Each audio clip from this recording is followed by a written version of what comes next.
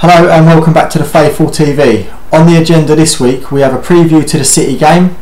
Do we need another central midfielder? And what happens when RVP is fit once again?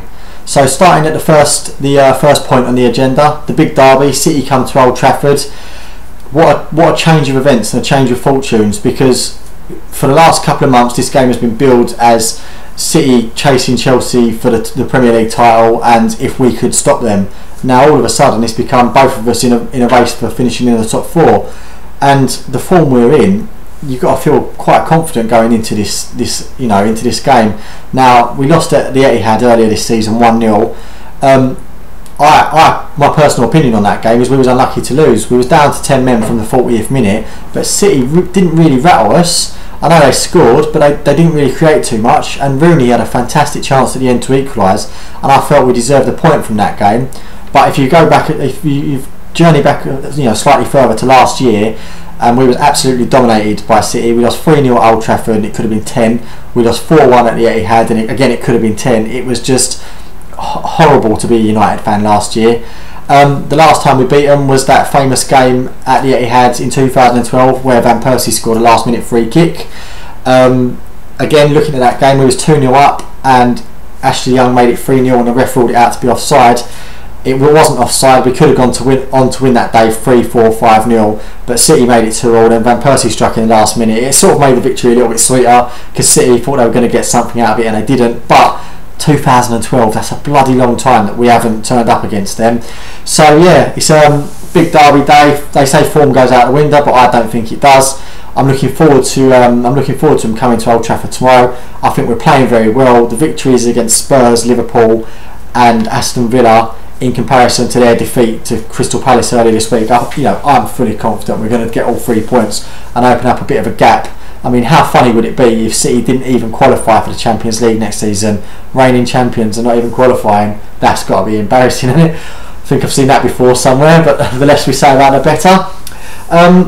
On to the next point on the agenda is, do we need a new central midfielder? Now, it seems like a silly question, being as we've been linked with Vidal, Pogba, you name it. Any half decent central midfielder around Europe, or even any rubbish central midfielder around Europe, they've been linked with a move to Old Trafford. But the reason I'm asking this question is simply because of the emergence of Ander Herrera. Now, everyone knew the quality the guy possessed. He showed it at the start of the season.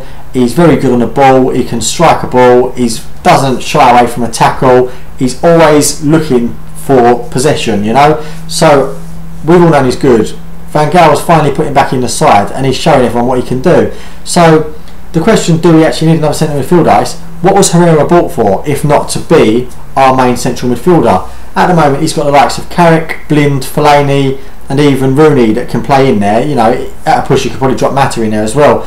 But what are we looking for in a central midfielder? If we go for Kevin Strootman, are we looking for someone who can tackle and break up play? Are we looking for somebody who's got an engine to go up and down? Because it's baffling to me at the moment that I think Herrera should stay in the side. He's our best central midfielder. I think Carrick is slightly different. Carrick's my favourite player, so everyone knows I'm biased towards him, but he sits slightly deeper. But I think the Carrick and Herrera partnership, that's what it should be. So the idea of spending 50 or 60 million on a new central midfielder strikes me as a bit worrying.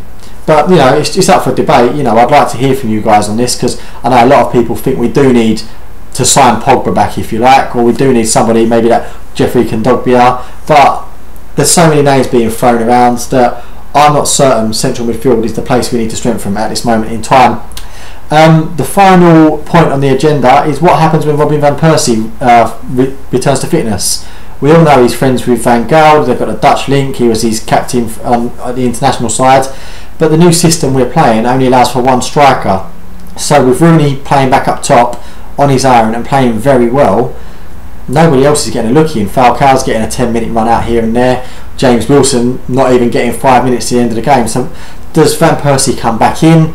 Does that mean Rooney moves backwards into midfield, or does Van Perise sit it out on the bench? Again, it's another one. It's good to have these options, but you don't want to change your winning formula. But at the same time, is Van Perise too good to leave out? He hasn't been playing that well this year, granted, but some of the stuff he does, when he gets it right, he gets it spot on, and there's not many better finishers in the world than Van Persie. So that is a real sort of big question mark that's been worrying me actually. Do we change the winning formula to allocate Van Persie, to fit him back in the team? I'm not sure that we should at the moment. I think it's working well, leave it the same. This video has been a short and sweet one, but I'm going to make a few predictions for tomorrow. I'm going to say the starting 11, I think we'll stick with what we've got going forward, but I think Chris Smalling will come back in. I'm not sure if it'll be for Rojo or Jones. I think it'll be for Rojo. So I think the only change in personnel tomorrow is Smalling will come back into the side. Elsewhere it'll be unchanged. Blind will keep his position at left back. Rooney will stay up top. Fellaini undroppable at the moment. Di Maria will stay on the bench, I think. I'm going to go for a score prediction as well, and I'm going to go for a 2-1 win. Now, you call me optimistic, but City aren't playing very well, and we are playing well. Again, we said it at the start of the video, they say form goes out the window on a derby day, but at this moment in time, we seem very up for every challenge ahead, and I think we're going to get the points tomorrow, and I think it's going to be a good day. So yeah, if you want to talk to me, I'm on Twitter. It's @NathonW. That's NathonW. Keep reading the faithful website. Keep watching our videos. Keep watching our weekly loan roundup, which is done by James West. Always very informative, just to know what our boys are doing when where they are on loan. Some of them are playing well, some of them ain't getting a look in, but it's always good to keep in touch. Subscribe to this YouTube channel, and yeah, I might see a few of you around tomorrow. So let's hope for 3 points. Cheers.